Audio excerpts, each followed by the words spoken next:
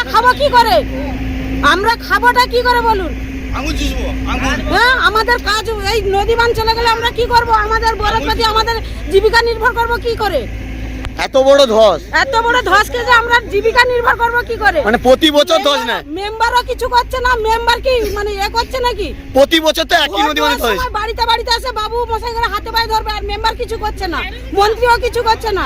কাজ বন্ধ রাখুন, মেম্বার আসুক, মন্ত্রী আসুক, তারপরে কাজ হবে। আচ্ছা, তার আগে কিছু হবে না। প্রতি বছর তো ধস নেয়, প্রত্যেক বছরই ধস নিচ্ছে, প্রত্যেক বছর গ্রামবাসী বলছে, কেউ কিচ্ছু করছে না। কিন্তু কাজ হচ্ছে না। কোনো কাজ হচ্ছে না।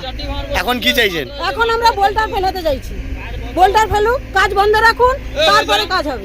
এই যে জোয়ারের জল হলে তো নোনা জল ঢুকবে। আমাদের তো সমস্ত কিছু সব শেষ হয়ে যাবে। আমাদের তো এই বরজের উপরে তো আমাদের জীবিকা নির্ভর। আমাদের তো আর কিছু রুজি রোজগার নেই।